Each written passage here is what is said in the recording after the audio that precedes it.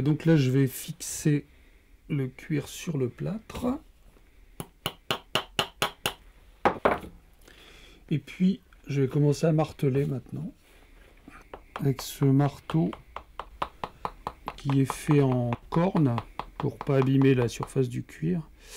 Et quand j'ai martelé entièrement avec ces petits coups, je vais utiliser un autre marteau qui est un petit marteau de carrossier pour effacer en fait tous ces coups qui sont sur la surface.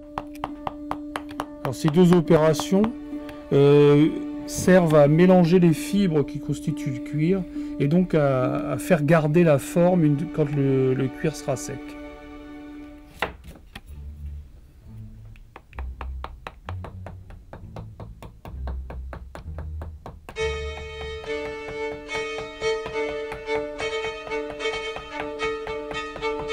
Donc là, le masque commence à prendre forme, c'est-à-dire qu'en fait le cuir est en train de se coller contre la forme en plâtre. Il y a encore des rides par exemple qui apparaissent ici, qui ne sont pas dans le plâtre et que je vais conserver parce que ça m'intéresse. Et ça, c'est un des avantages de cette technique, c'est de pouvoir modifier le projet en cours de route et de voir apparaître des accidents qu'on va utiliser dans le masque terminé.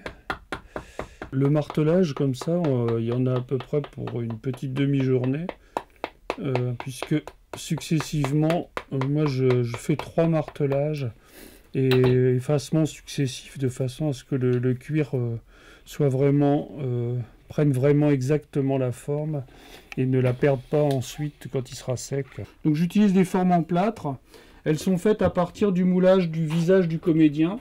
Donc ça, c'est le premier travail, c'est d'avoir les dimensions du visage pour que les yeux soient à la bonne place, que la bouche soit à la bonne place, le nez soit suffisant aussi par rapport au nez du comédien ou de la comédienne.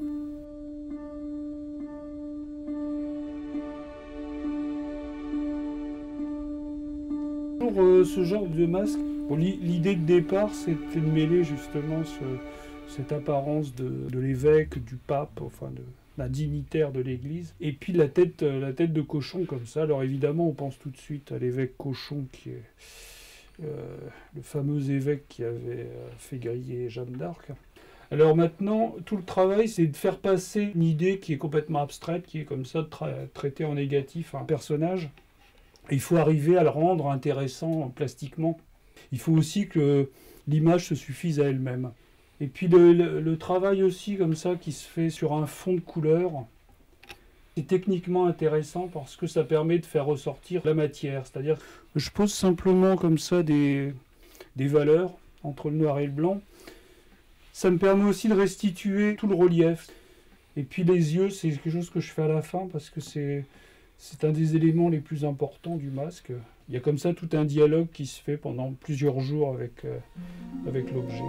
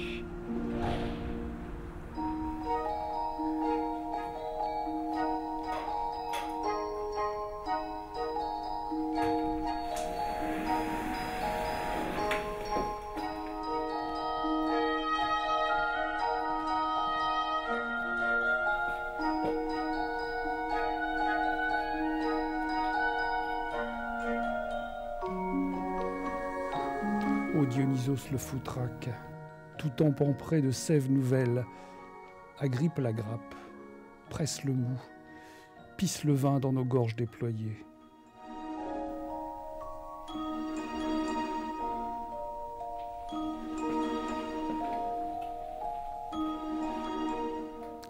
Chahut, chahut, chahuant, chapuant, si t'es pris, on te cuit. À feu doux, chahibou.